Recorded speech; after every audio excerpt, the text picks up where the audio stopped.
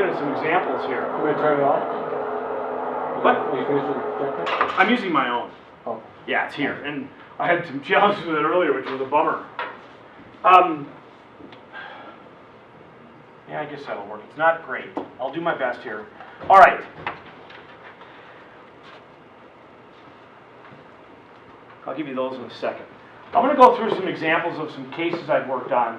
And I'm hoping in these stories you will remember people who've ever said this to you, and because of it, could call them and say, I got an idea for you.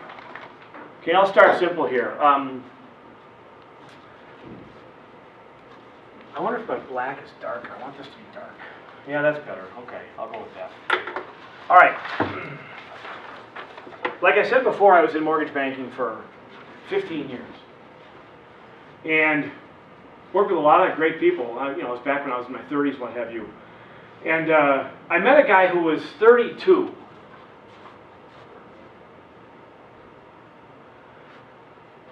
I got referred to him, and he said he owned a house and he had 2 rental properties, married with a couple of kids. And I'm sorry to kind of always be in your way. So I sat down and gathered his data. And one of the things I discovered was, at 32, he had an IRA with $175,000 in it. I thought that was pretty neat at this age.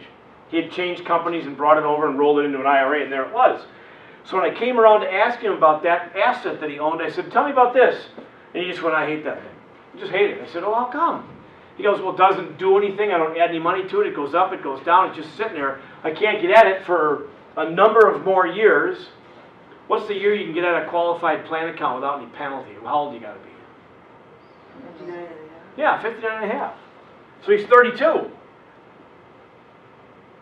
All right? I said, oh, okay. I said, I'm going to give you an idea. Maybe you thought of it, maybe you haven't, but your accountant is going to hate it. They're going to think I'm a crook. Here's what I said. I said, you could surrender this account. You could flush it out. You're going to pay taxes and a penalty. And we figured between those two, he was going to lose about $75,000 and get his hands on about $100,000. After tax, after penalty. It's a lot of loss. But he liked real estate. Now, when I was talking to him a number of years ago, you could buy an investment property with 10% down. You can't today, but you probably will again one day. When the market goes the other direction and they're looking for ways to get property sold, that'll probably come back into the fold. But in this time frame, we could.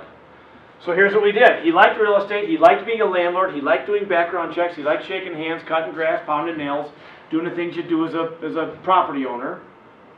And he had his hands on $100,000. So we did this. We took the 100 and we divided it by 5, and we got 5 units of 20 grand.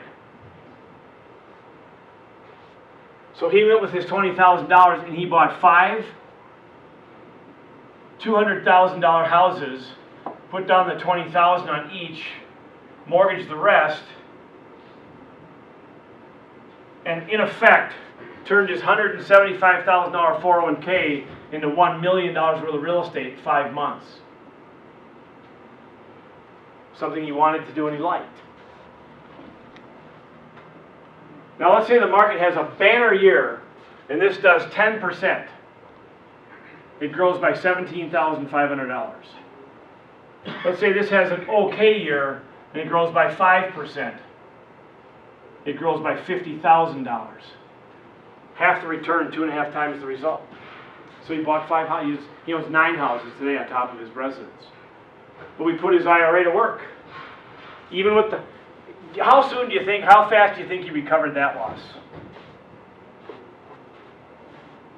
1 year of appreciation, it's all back in his pocket basically.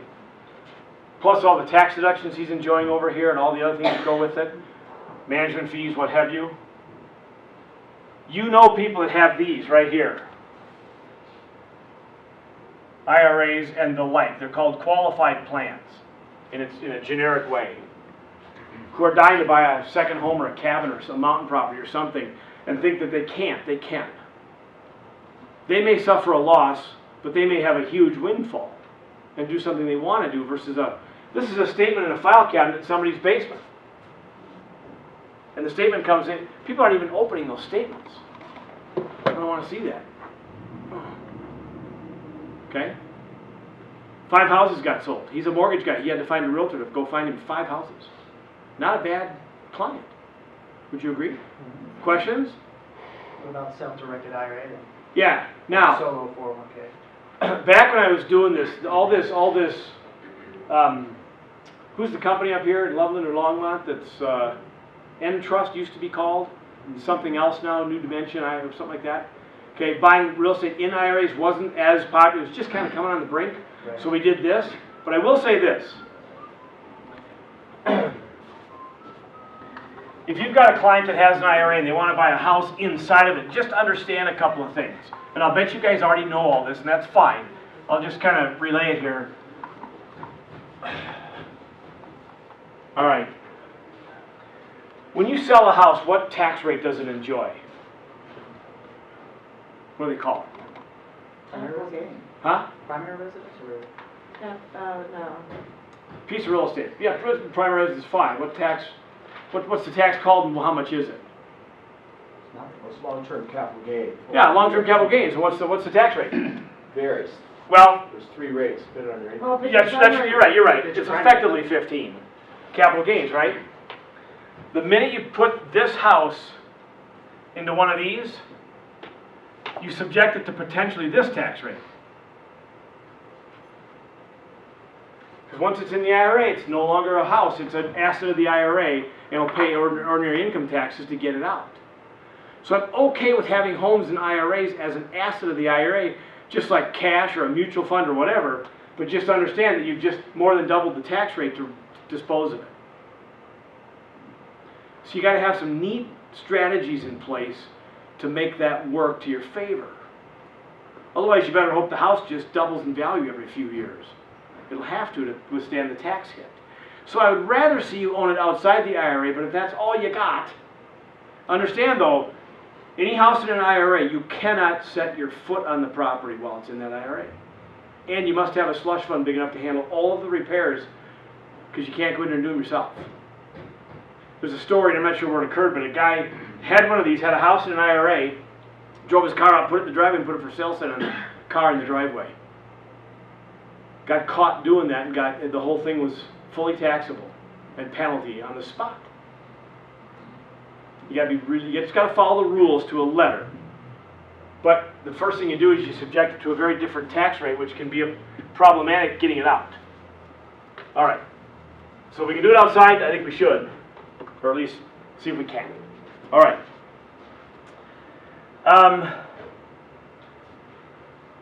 So I'm going to go through something here with you guys that'll kind of set the foundation for